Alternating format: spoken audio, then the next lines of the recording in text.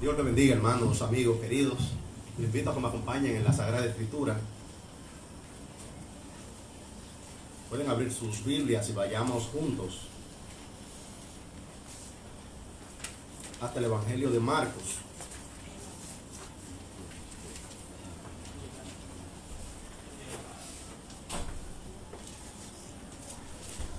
Y consideremos con la ayuda del Señor en el capítulo 12 los versículos desde el 41 en adelante. Es la ofrenda de la viuda.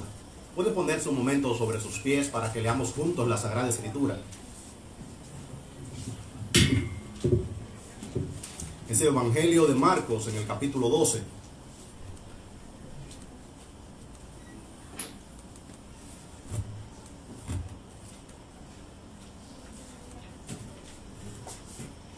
Estaremos leyendo con la ayuda del Señor para luego exponer los versículos desde el 41 hasta el versículo 44.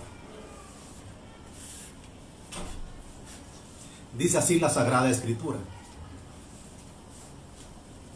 Es la ofrenda de la viuda. Estando Jesús sentado delante del arca de las ofrendas, miraba cómo el pueblo echaba dinero en el arca, y muchos ricos echaban mucho. Y vino una viuda pobre y echó 2 blancas, o sea, un cuadrante. Entonces, llamando a sus discípulos, les dijo: de cierto os digo que esta viuda pobre echó más que todos los que han echado en el arca. Porque todos han echado de lo que les sobra, pero esta, de su pobreza, echó todo lo que tenía, todo su sustento. Pueden sentarse, hermanos, amigos, queridos. Dice en nuestra introducción que en los últimos días de su ministerio, nuestro Señor regresó a la ciudad de Jerusalén.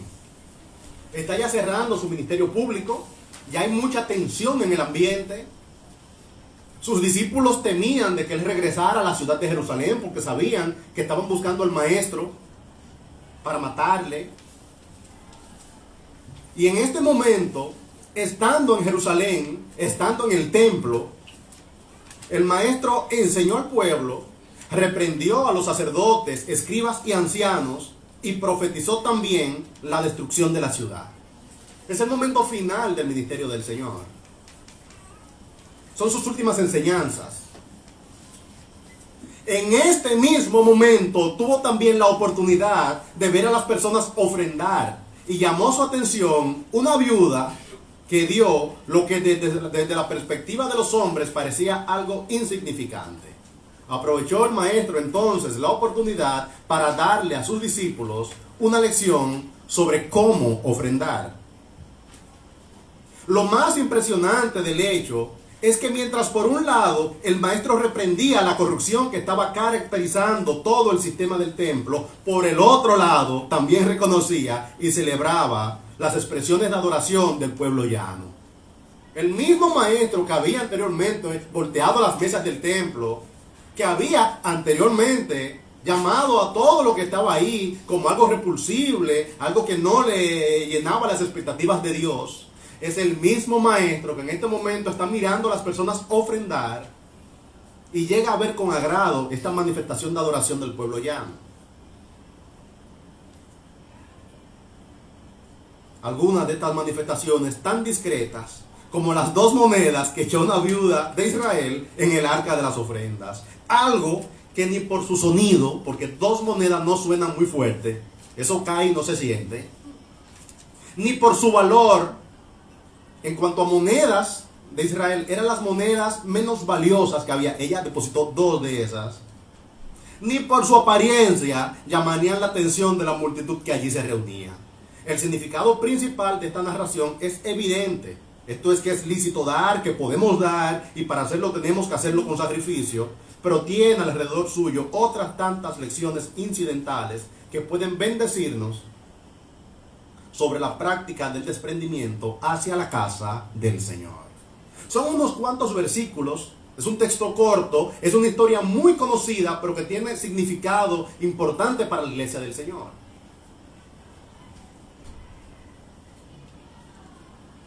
Antes de exponer el texto, quiero invitar a mis hermanos a que por favor se quiten los lentes de los prejuicios. Algo que debe hacer todo estudiante serio de las Escrituras es acercarse a las Escrituras sin sus concesiones preconcebidas. Usted no debería venir a la Escritura con sus prejuicios, sino que debería venir a la Escritura tal cual ella es.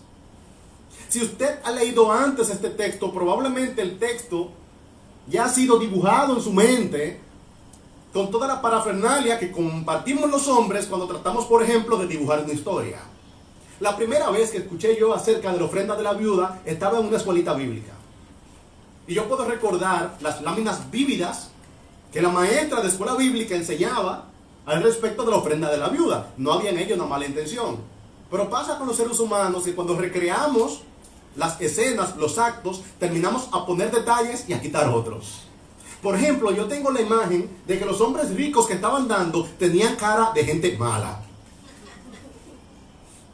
Recuerdo, por ejemplo, que se enseñaba en la lámina que estaban dando como collares, collares preciosos, y que lo hacían con una actitud de ostentación. Como miren que yo estoy dando. La Escritura no dice eso.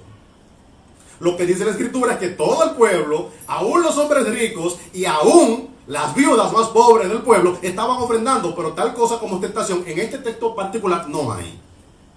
En otra ocasión es cierto que el maestro advirtió que seamos cuidadosos para que cuando demos no toquemos bocina. Es verdad, la Escritura dice eso, pero ese no es el texto que nos ocupa el día de hoy. El texto que nos ocupa el día de hoy son personas del pueblo en general, unos ricos y otros pobres, que están dando para el sostenimiento de la casa del Señor. Y aquí en ningún momento hay una connotación negativa. No hay aquí una reprensión hacia los ricos. No hay en el Evangelio ningún prejuicio al respecto de que las personas que tengan bienes materiales deban hacerlo para el Señor. Sí hay aquí un asunto que impresionó al maestro cuando lo vio. Y es que una viuda pobre de Israel mostró unos niveles de desprendimiento que nadie de los que estaban dando en ese momento había llegado a demostrar. Eso sí es cierto. El tema aquí no es una reprensión acerca de que todos debemos dar. No, lo que está el maestro enseñando es que todos deberíamos hacerlo y hacerlo como lo hace esta viuda pobre de Israel. Quisiera mostrarle a mi iglesia hoy en primer lugar algunas lecciones acerca del acto mismo de dar. ¿Cómo deberíamos entender el acto mismo? Después de mostrar algunas lecciones acerca del acto de dar, me gustaría mostrarle a la iglesia algunas lecciones acerca de la ofrenda misma que dio esta viuda. Y en tercer lugar, estaré mostrando a mi iglesia la importancia de considerar al dar el nivel de sacrificio. Dice la Escritura que estando Jesús sentado delante del arca de la ofrenda, miraba cómo el pueblo echaba dinero en el arca y muchos ricos echaban mucho. Esta manera de ofrendar era la manera característica en Israel. En el templo había un atrio, había un patio grande, era el patio exterior en el cual se juntaban hombres y mujeres, y allí habían recipientes en los cuales usted podía contribuir con la casa del Señor. Era una práctica en Israel que en ese patio había un arca, en esa arca se ponía la ofrenda del Señor. El Señor estaba allí en el patio con sus discípulos y pudo ver el acto de las personas que venían a dar.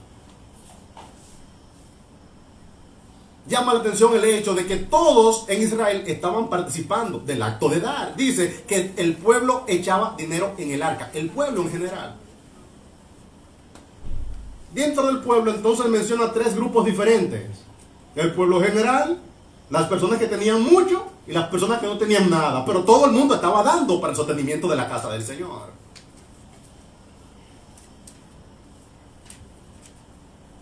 Algo que tengo que anotar en esto es que ciertamente el Señor reprendió a los líderes de Israel porque eran abusivos en diferentes áreas. Pero aunque los líderes fueran abusivos, este asunto era un acto voluntario. El pueblo del Señor en pleno venía a contribuir con la casa del Señor. No era esto, por ejemplo, el impuesto romano, un asunto que era obligatorio, un asunto que era gravoso. El pueblo de Israel, hermano, tiene una característica, y es que históricamente ha sido un pueblo desprendido hacia la casa de su Señor. todavía al día de hoy es una característica de Israel.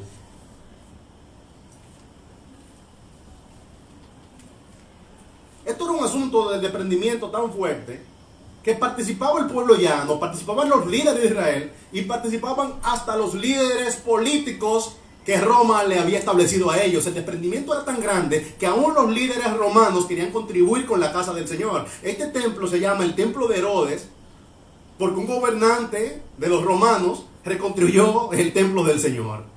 Y no solamente reconstruyó el templo, sino que demostró gran generosidad y desprendimiento hacia el pueblo de Israel.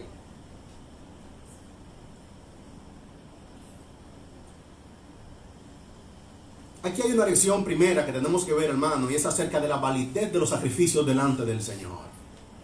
Yo quisiera que mi pueblo madurara respecto de esto y entender que el Señor estaba reprendiendo la actitud de los líderes, de los escribas, de los ancianos, de los gobernantes del pueblo, pero el Señor no estaba desechando el sacrificio en el templo, o no estaba desechando ni siquiera la religión judía en pleno. De hecho, el judaísmo es una religión que estableció el Señor.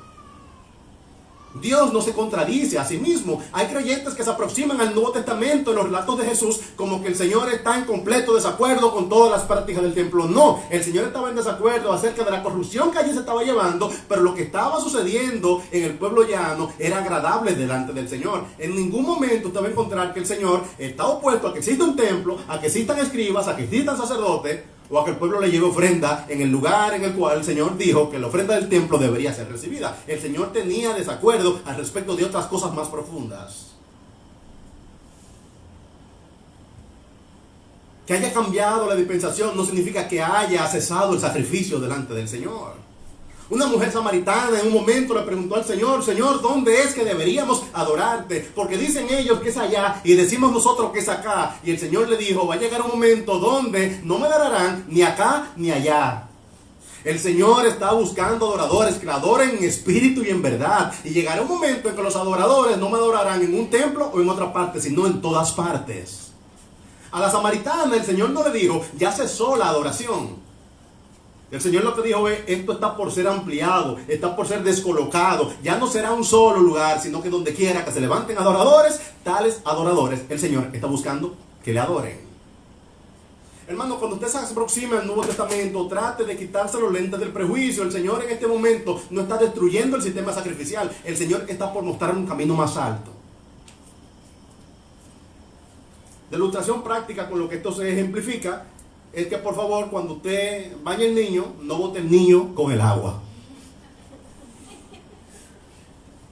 Que el Señor haya rectificado, que el Señor haya corregido, no significa, hermano, que las expresiones de adoración se detuvieron. Que el Señor ya no está esperando nuestra adoración, que el Señor ya no está esperando nuestros sacrificios. No, el Señor ha mostrado ahora un camino que es más alto y un camino que es mejor. Cristo nunca reprobó el judaísmo como tal, las prácticas mosaicas. No, el Señor estaba en completo acuerdo con esto. Fue Él que estableció esas leyes. Él lo sustituyó por un camino que es más angosto. Un camino que no es más ancho. Lo que el Señor hizo no fue poner el asunto más cómodo. Lo que el Señor hizo fue hacerlo aún más radical. Le muestro algunos ejemplos. Con relación a la práctica del perdón, entre ellos entendían que se debía perdonar 7 veces. Y Pedro le dijo: Señor, ¿cuántas veces perdonaré que mi prójimo falle contra mí? 7 veces. El Señor dijo: no, 7 veces no, hasta 70 veces 7.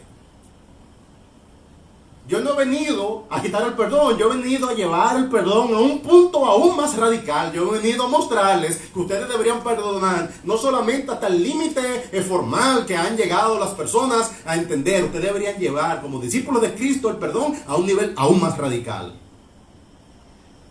Después le dijo el Señor en Mateo 5:20: porque os digo que si vuestra justicia no fuere mayor que la de los escribas y la de los fariseos, no entraréis en el reino de los cielos. O sea que las prácticas religiosas de los discípulos del Señor están llamadas a ser más profundas, más radicales, más constantes, aún que las prácticas de los escribas y los fariseos. Y las prácticas de los escribas y los fariseos, hermanos, eran prácticas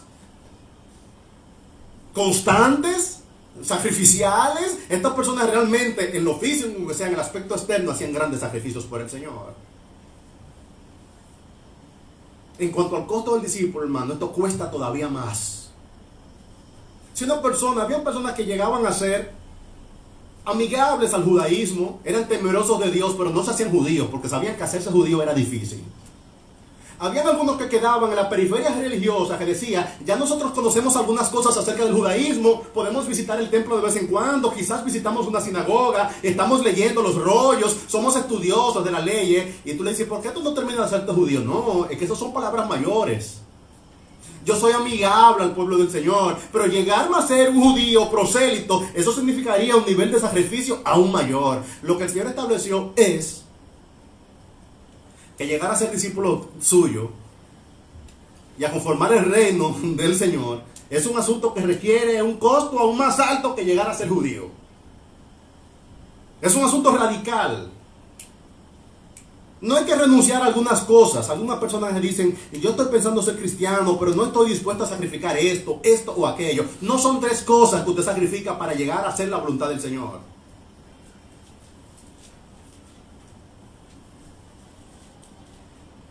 De hecho, las personas frecuentemente quisieran que se le dé una lista de cosas que como cristiano podemos o no podemos hacer. ¿Qué es lo que cuesta seguir a Cristo? Bueno, yo creo que si yo reservara un poquito de mi agenda, un poquito de mi presupuesto, un poquito de mis relaciones, un poquito de mis deleites, si yo me sacrifico aquí, aquí y allí, entonces yo puedo llegar a ser un cristiano. Cristo dijo que se requiere mucho más. ¿Cuál es el costo de seguir a Cristo? Dice Lucas capítulo 14, versículo 25 adelante, que grandes multitudes iban con él y volviéndose les dijo, si alguno viene a mí y no va a aborrecer a su padre y madre y mujeres, hijos y hermanos y hermanas y aún también su propia vida, no puede ser mi discípulo. Ay, pero para hacerse judío había que circuncidarse, había que guardar la ley de Moisés, había que tener un compromiso familiar extraordinario hasta que la muerte los separe. Pero hacerse un discípulo de Cristo significa que cualquier fidelidad que tenga en mi vida en asunto primario pasa a ser automáticamente una fidelidad secundaria. Primero Cristo y después cualquier cosa. Ser un discípulo de Cristo es un camino más angosto, es algo mucho más costoso que cualquier práctica judía que usted haya conocido. De hecho, lo que Cristo está diciendo es que tenemos que calcular el costo. Le dice en primer lugar que esto no le costará unas ofrendas de vez en cuando, una circuncisión, un guardar la ley, un asunto de guardar el sábado, de guardar las fiestas. No, él dice que en primer lugar tú tienes que renunciar a cualquier fidelidad primaria. ¿Por qué no hay más personas que lleguen a hacerse cristianos? Porque hacerse cristiano no es solamente desprenderse de un poquito de su presupuesto, es desprenderse de toda su vida, poner al Señor en primer lugar. Después dice el Señor que tiene que calcular cuál es el costo y pone dos imágenes. Dice que si un hombre está por construir una casa, calcula si tiene con qué terminarla. ¿Quién de vosotros, queriendo edificar una torre, no se sienta primero y calcula los gastos, a ver si tiene lo que se necesita para acabarla? No sea que después que haya puesto el cimiento y no pueda acabarla, todos los que lo ven, comiencen a hacer burla de él. El Señor está diciendo, ustedes quieren ser un discípulo de mío. No es solamente unas prácticas privadas de desprendimiento de un poco. Él dice, se requiere sacrificarlo todo, calcular el costo. Después dice que es una persona que va para la guerra y dice que una persona antes de comenzar una guerra calcula si tiene con qué enfrentar a su enemigo. No venga a ser que sea mejor buscar la paz que la guerra, porque no tenga con qué enfrentarle. Él está diciendo, hermano, que el costo de la vida cristiana es máximo. Es un asunto todavía mucho más alto. Cristo nunca reprobó el judaísmo. Lo que Cristo hizo fue que subió el listón. La percepción que tienen algunas personas es que el cristianismo es la versión light del judaísmo. Esta es la versión manejable. Tú sabes que el judaísmo es una religión patriarcal y eso se quedó en el pasado. Y lo que exigía el judaísmo era un asunto tan grande, era un asunto tan radical, que eso se estaban quedando sin gente. Entonces apareció el cristianismo, que es como la versión mejorada, que hace que la cosa sea más fácil. Tú puedes ser un cristiano y seguir con tu vida normal. No. Cristo no rechazó los sacrificios, Cristo no rechazó la obediencia, Cristo no rechazó la fidelidad. Todo lo llevó a un punto más alto. Volvamos a nuestro tema, hablemos del desprendimiento material. Ay, sí, una viuda dio las dos cosas de las dos moneditas que tenían. ¿Qué debe dar un discípulo de Cristo? ¿Cuánto es suficiente? No, un creyente podría dar el 10% de sus ingresos, ofrendas especiales, ofrendas extraordinarias, pero eso no va a afectar demasiado tu presupuesto. Cuando usted viene a Cristo, dice la Escritura, que usted quiere ser mi discípulo, usted tiene que renunciar a todo lo que usted tiene. El nivel de ofrenda que está dando esta viuda, quizás no lo está haciendo con conocimiento que tenemos los cristianos, pero está haciendo lo que tiene que hacer un cristiano, y es que está dando para la causa de su Señor todo lo que ella tiene, según el entendimiento que ella tiene. Esto fue impresionante para el Señor, porque esta viuda pobre de Israel estaba haciendo lo que Él llamó a todos sus discípulos que hagan. Por eso llamó a sus discípulos y dijo, vengan a ver. Esa viuda fue más allá que todos los que han venido a ofrendar, porque ella desde su pobreza dio todo lo que tenía. Un discípulo de Cristo no está llamado a hacer un asunto hasta un nivel. Es una obediencia radical que significa desprenderse de todo lo que uno tiene y ponerlo a la disposición de la causa de Cristo. Ya que aquí aparece todo el pueblo que ha venido a dar, me gustaría mostrarle a mi iglesia cuáles eran las razones que tenía el pueblo de Israel para manifestar esos niveles de generosidad. ¿Por qué Israel era generoso en su desprendimiento? ¿Por qué venía todo el pueblo? Venían los hombres ricos, venían las mujeres más pobres. ¿Por qué venían todos ellos a darle a las arcas del templo? En primer lugar, ellos vinieron porque había un ejemplo generalizado.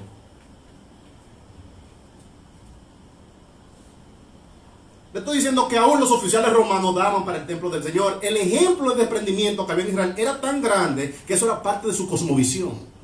Ellos veían a otro dar y ellos también terminaban dando.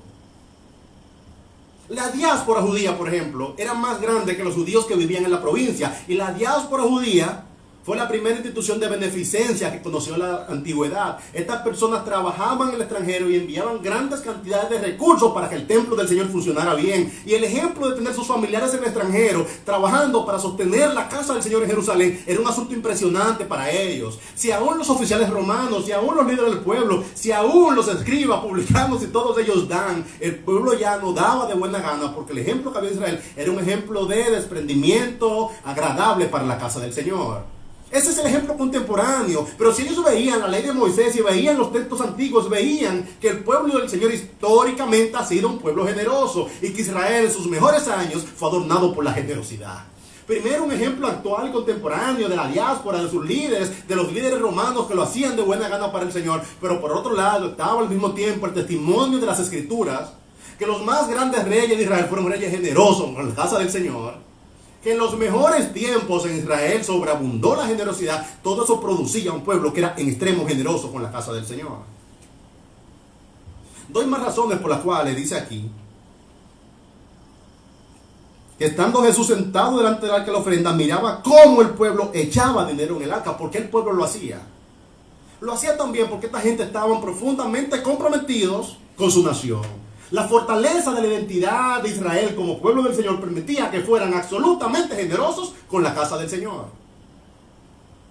Ellos entendían que proveer para el templo era una forma de mantener su identidad. El templo significaba su identidad religiosa. Ellos decían, si el templo funciona bien, nosotros como pueblo estamos funcionando bien. Cuando el templo está bien abastecido, nosotros como nación estamos bien identificados.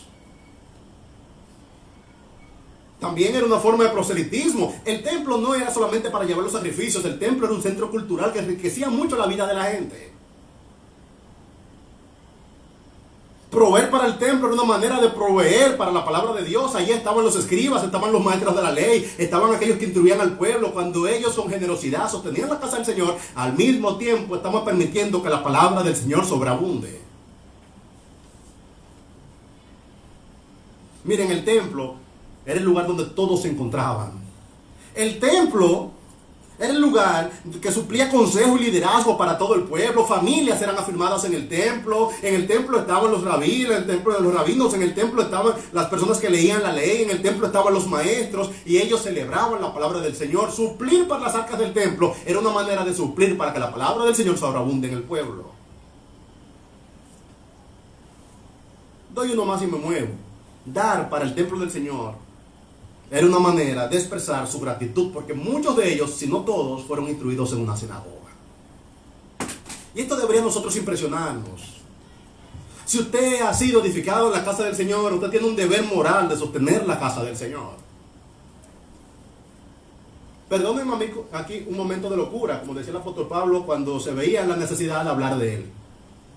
Cuando en sus cartas el apóstol Pablo iba a colocar su testimonio, él decía, perdónenme un momento de locura, y después decía, conozco un hombre en el cuerpo, con el espíritu no lo sé. Era hablando del mismo, perdónenme que hable de mí mismo. Hermanos queridos, yo tengo una resolución radical de contribuir con la casa del Señor, porque yo he sido edificado en la casa del Señor. Yo puedo verme a mí mismo como un producto de la iglesia del Señor. Yo no tengo recuerdos de mi niñez, de mi primera juventud, de mi adolescencia, fuera de la casa del Señor. En la casa del Señor yo llegué a tener identidad. En la casa del Señor mi familia fue afirmada. En la casa del Señor mis convicciones fueron infundadas. En la casa del Señor yo tuve liderazgo. En la casa del Señor a mí me enseñaron a ser útil para Dios. En gran medida, lo bien que a mí me pueda ir en cualquier área de mi vida, yo tengo que relacionarlo con que yo tuve una casa que era la casa del Señor. Eso hizo que cuando yo tuviera mi primer trabajo, el mayor deleite que había en mi corazón era poder contribuir con mi iglesia, con mis diezmos y mis ofrendas. Ustedes no se imaginan el nivel de deleite que produjo en mí cuando yo recibí mi primer cheque, que fue muy temprano en mi vida, y yo pude llevar mis ofrendas y mis diezmos a la iglesia. Era un sentido, hermano, de gratitud. Es que la iglesia me había dado tanto, me había enriquecido en tantos sentidos, que yo no encontraba otra cosa que hacer con mis recursos que edificar la casa del Señor para que otros tengan la oportunidad y al mismo tiempo para manifestar gratitud, agradecimiento a este Dios que creó para mí este contexto. Es cierto, en la iglesia tenemos salvación, pero al mismo tiempo en la iglesia tenemos relaciones, tenemos aliento, tenemos soporte, tenemos oportunidades de desarrollo, de crecimiento. La gente se pregunta, ¿cómo es que los cristianos llegan a tener ese nivel de desprendimiento? Es que nuestro Dios ha sido tan desprendido con nosotros, nos ha dado tantas cosas a través de su casa que nosotros no encontramos otra cosa que hacer, y es que es proveer para las arcas del Señor. Si ustedes ven el pueblo de Israel que viene en pleno a traer ofrendas a la casa del Señor, es porque este pueblo reconoce el valor que tiene la casa del Señor para el pueblo. Hay cosas que avergüenzan a uno.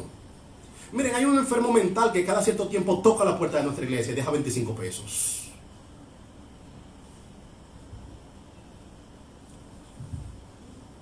Los enfermos mentales a veces tienen ciertas manías que le hacen que las cosas tengan que ser muy cuadradas. Y él va a dejar en la puerta de la iglesia, justo en el centro, 25 pesos. Varias veces encontré yo los 25 pesos allí y no sabía quién lo ponía. El enfermo mental, una vez toqué, le pregunto, Giovanni, ¿tú lo has visto? Sí, él viene cada cierto tiempo y deja su monedita. Él toca la puerta cualquier día de la semana y pregunta, hoy hay culto, yo traje mi ofrenda. Hay que buscarle el ofrendario. Es una persona que tiene carencias mentales, viene a la casa del Señor con una moneda de 25 pesos. Hoy hay culto. No, los cultos son los domingos. Yo traje mi ofrenda.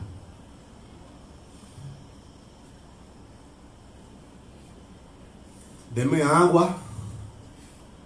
Y se va.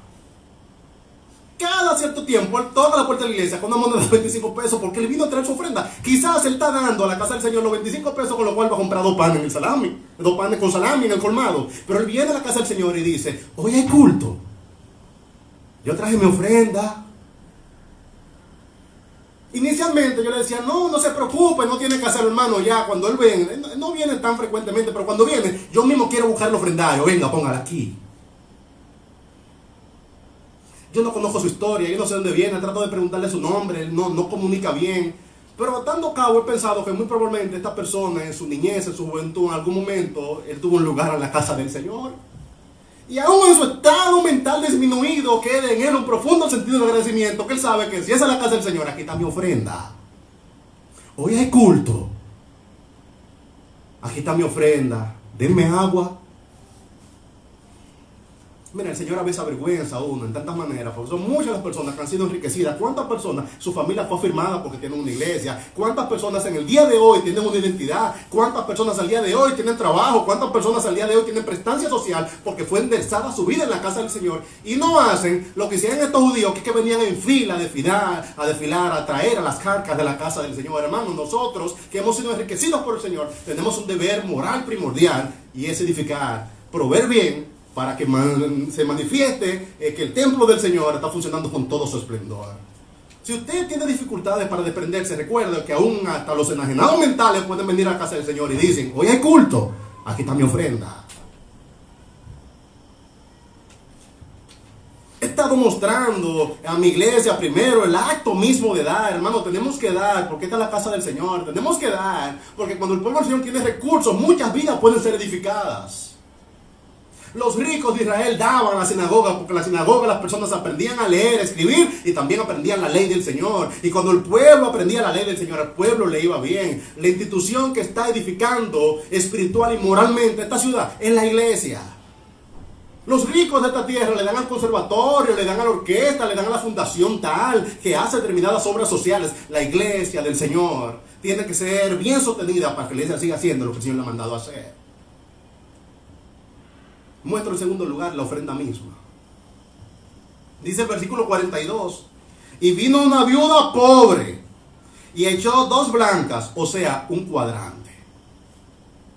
Marcos tuvo la gracia de traducir el valor de esta moneda judía al valor de la moneda que se usaba en su territorio. Está diciendo, esto es lo más pequeño de lo pequeño. Eso fue lo que ella dio. Hermanos queridos, todos nosotros tenemos algo.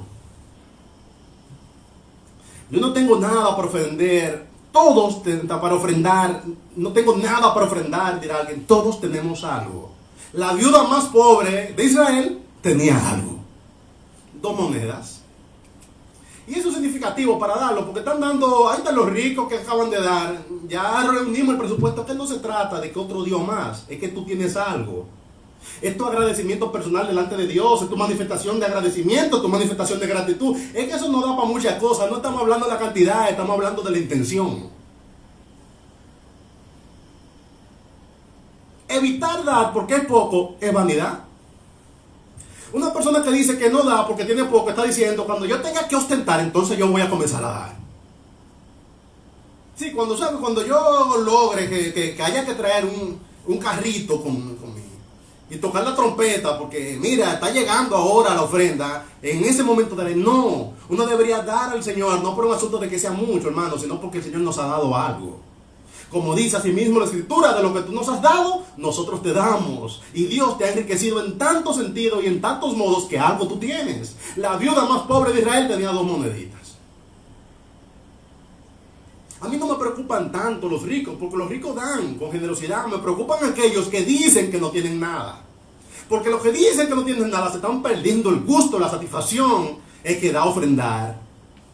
Aquellos que lo que tienen son 25 pesos, como aquel caso que les mencioné, esos son los que tienen que ofrendar al Señor. Porque no se trata de la cantidad que tú traes, se trata de tu intención, de tu agradecimiento, de tu estímulo, de la satisfacción que hay en tu corazón. No es que sea mucho, hermano, es que seas agradecido con lo que has recibido del Señor. Se requiere cierto desprendimiento para dar cuando es mucho, pero también se requiere entereza para dar cuando es poco. ¿Sabes? Que en este momento yo no tengo un ingreso fijo, yo no puedo contribuir, entonces lo que yo voy a hacer, yo voy a esperar, hermano, si usted está comiendo algo usted tiene para dar al Señor. No se trata de la cantidad, se trata de la actitud, se trata del agradecimiento, se trata de lo que hay en tu corazón. No se describe aquí, hermano, que movía esta viuda pobre a dar, pero yo puedo inferir que esta era una viuda que aún en su viudeza, aún en su pobreza, ella estaba agradecida. Es impresionante que ella daba todo su sustento. Yo no sé por qué lo hacía, no sé qué le estaba motivando de manera puntual, pero al Señor eso le impresionó. Lo que hace falta primeramente es la intención. Dice así mismo 2 de Corintios capítulo 8 versículo 12. Porque si primero hay la voluntad dispuesta, será acepta según lo que uno tiene, no según lo que no tiene. Oye, si tú tienes la intención de dar para el Señor recibe eso con satisfacción.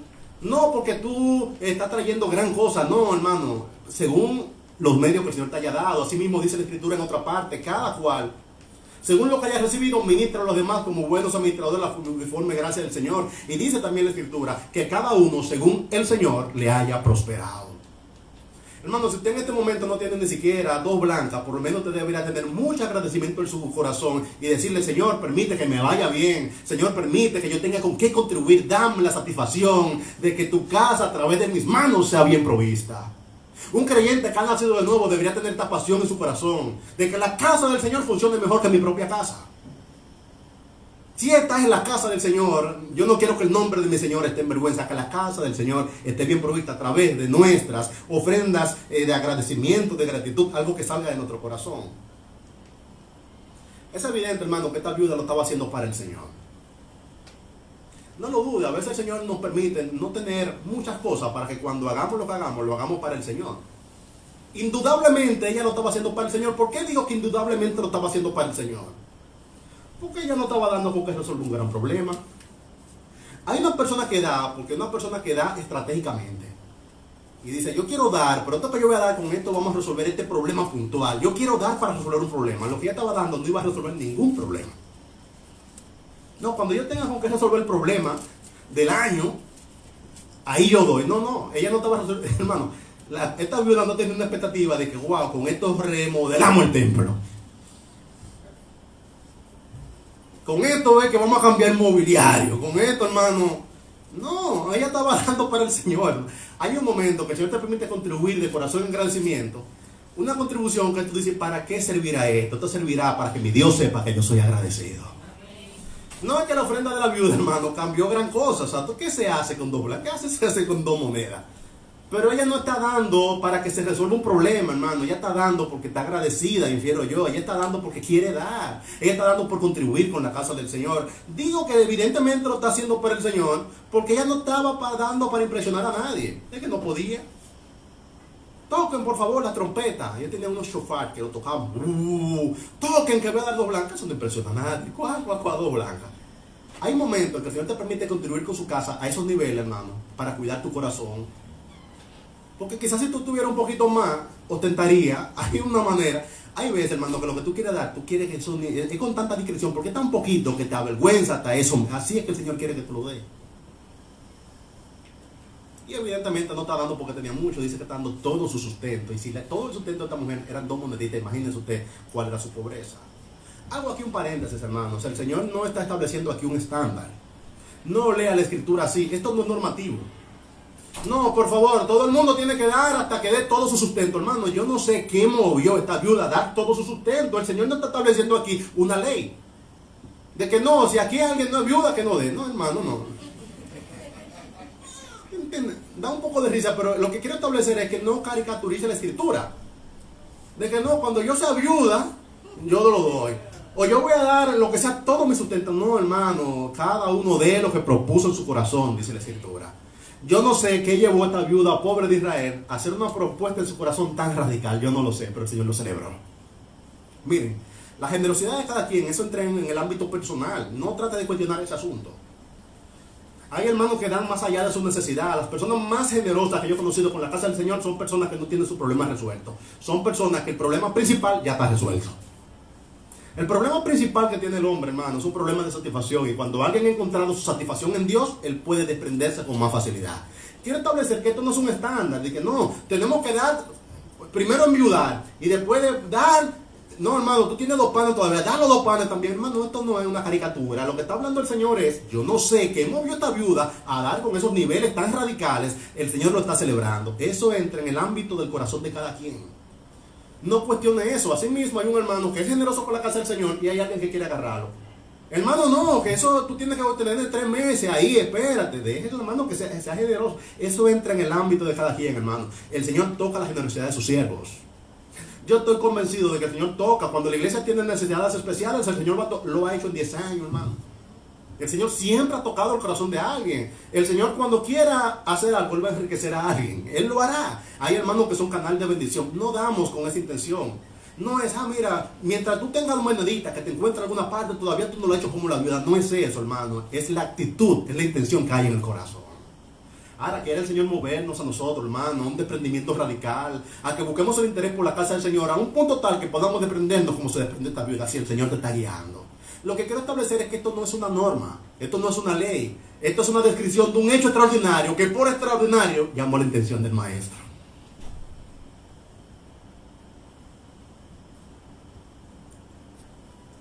He mostrado en primer lugar la ofrenda misma, perdónenme, he mostrado en primer lugar el acto de dar, después he mostrado la ofrenda misma de esta viuda, terminaré mostrando el nivel de sacrificio, hasta dónde deberíamos dar.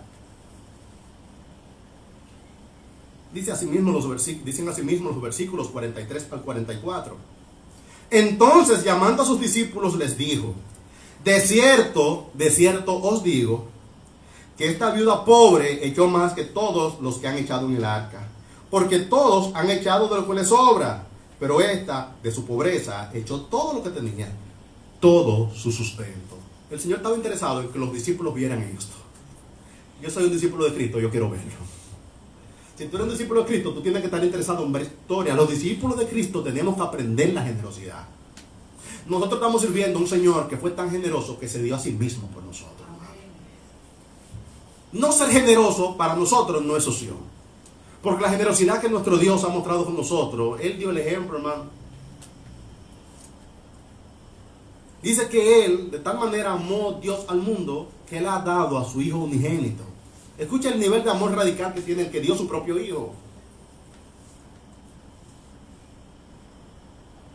Yo estoy convencido que como creyentes tenemos que ser enseñados al respecto de esto. El maestro estaba enseñando, háganlo así, sin palabras, hermano. A veces el Señor te permite ver un caso vívido, dramático, radical como este. Y le dice, Él solamente tuvo que decir a los discípulos, vengan a ver este caso. Ella lo hizo mejor.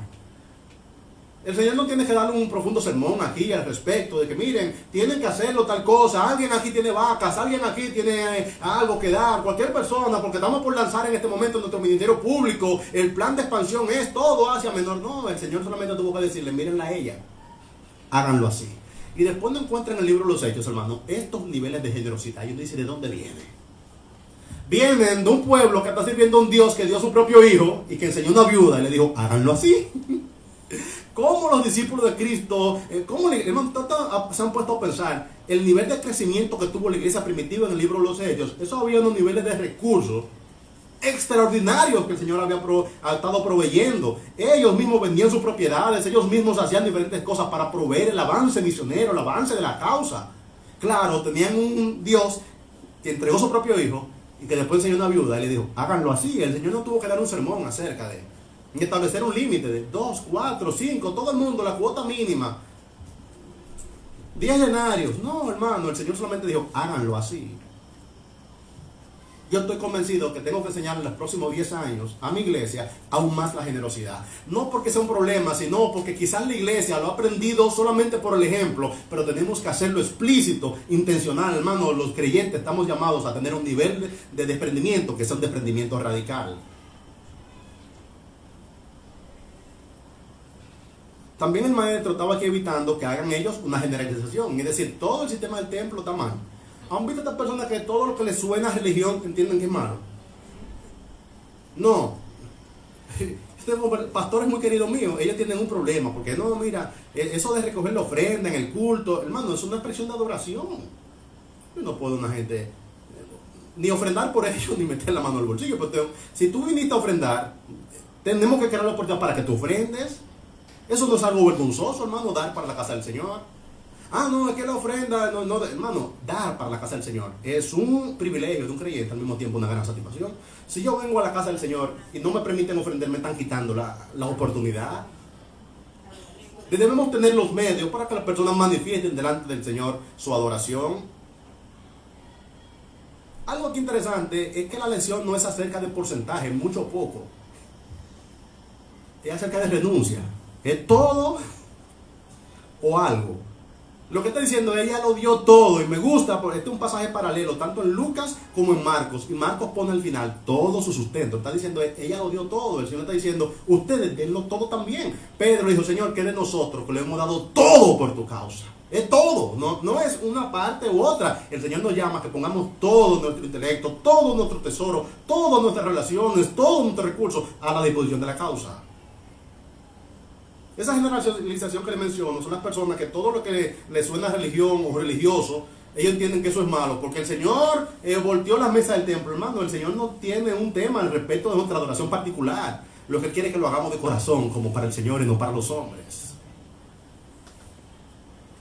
Termino mostrando que el sacrificio es lo que es característico en la ofrenda. ¿Qué tanto debería desprenderme? ¿Hasta dónde? Alguien generalizó eso y se ha vuelto ya como una expresión, y es verdad una norma muy simple, pero al mismo tiempo muy profunda. ¿Hasta dónde yo debería dar? Un buen parámetro es da hasta que te duela. Si tú todavía no lo estás sintiendo, muy probablemente todavía no es sacrificio. Cuando el Señor describió para el Señor discípulo de Israel acerca de la generosidad y le mostró el tipo de sacrificio que él esperaba, él le describió el tipo de ofrenda. Miren, traiga el que tenga esta característica, esta y esta, y no traiga el que le falte esto, el que le falte esto, el que tenga tal de perfecto. El Señor describió una ofrenda perfecta. Es una ofrenda que tú quisieras retenerla. El animal que tú sacrificabas era el animalito que tú decías, wow, este sí, este es el animalito perfecto, ese es del Señor. ¿Qué dijo él? Que ella de su pobreza dio todo lo que tenía. Miren, el ejemplo que tenemos en la Escritura es de hombres del Señor que sacrificaron todo lo que tenían. Abraham fue el padre de la fe porque sacrificó su posesión más valiosa. Él no llegó a consumarlo, hermano, pero su corazón, él entregó a Isaac. Él dijo, wow, porque no me negaste a tu hijo, tu único, por esto. Hermano, el Señor le impresionó que Abraham amaba más a Dios que a su propio hijo. Mira, esto en su corazón, él lo sacrificó. David, en un momento había que hacer algo y alguien le dijo, te lo voy a regalar. Le dijo, no, regalado no. No daré a mi Dios sacrificio que nada me cueste. David quería sentir el dolorcito. Él quería sentir, esto no es solamente un accesorio para mí. Esto que yo estoy dando para el Señor es algo que para mí es importante. Es algo que me coloca en la posición de tener que dejar de hacer algo. Hermanos, si vamos a contribuir con la casa del Señor, sacrifiquemos a un punto tal que tengamos que dejar de hacer algo. A los niños hay que enseñarles a hacerlo. Ahora mismo no tenemos la oportunidad porque los niños tienen un programa especial, pero tendremos en este año todavía 3 cultos familiares donde ellos podrán venir y queremos que ellos vengan a ofrendar. Un niño necesita poder percibir, con esto yo podía hacer otra cosa. Se convierte en ofrenda cuando el niño percibe, con esto yo pude haber hecho otra cosa, pero yo lo dediqué para el Señor. Eso es ofrenda. El elemento de sacrificio es necesario. El sacrificio requiere dolor. Significa que eso para ti hay un elemento emocional. Tú tienes que desprenderte. Ese es el nivel de sacrificio. Concluyo, hermano, diciéndole que nuestro nivel de sacrificio es un indicador de las prioridades que hay en nuestro corazón. Usted puede exaltar al Señor no con 7 alabanzas, póngale 12. Usted puede tener expresiones floridas en sus labios acerca de qué grande es Dios, qué maravilloso, qué agradecido estoy. Wow, yo sí amo al Señor. Si usted ama a una persona, yo le voy a preguntar 2 cosas sencillas. Usted quiere saber dónde van las prioridades de su corazón, pregúntese 2 cosas. ¿Hacia dónde va el tiempo de mi agenda? Donde está su corazón, estará su tiempo. Y por otro lado, ¿hacia dónde va su presupuesto? Hay muchas palabras que se pueden decir, hay muchas manos que se pueden levantar, hay mucha contrición que se puede manifestar, pero uno sabe que uno está alineado con las prioridades correctas, revisando su agenda y revisando su presupuesto. Que el presupuesto y la agenda de los miembros de esta iglesia exalten y anuncien el Dios de esta iglesia. Oro por toda la congregación para que el Señor permita que entre nosotros abunde la generosidad. Cierren sus ojos ahí un momento y permítanme orar por ustedes. Gracias, Padre, por 10 años donde hemos visto hermanos generosos que han asumido la tarea de proveer bien para tu casa. Levanta, Señor, a otros más en los próximos 10 años que con satisfacción y sacrificio, Señor, provean bien para la casa de su Dios. Padre, recuérdanos a nosotros de las maneras extraordinarias en que por ti hemos sido enriquecidos. Gracias por la salvación de nuestras almas. Gracias, Señor, por nuestra vida en ti. Gracias, Padre, por este nuevo entendimiento. Gracias por abrir nuestros ojos. Y gracias también porque hemos tenido una iglesia local o varias, Señor, que nos ha nutrido, que nos ha provisto, que nos ha enriquecido, dando los medios, Señor, para que este círculo virtuoso no se detenga. Que lo que hemos recibido por gracia, Señor, también lo demos por gracia. Para tu gloria, en el nombre de Cristo. Quien se dio a sí mismo por nosotros, quien nos amó profunda y verdaderamente. Que su nombre es exaltado, el nombre de Jesús. Amén. Nuestro ministerio de adoración nos despide con alabanzas al Señor.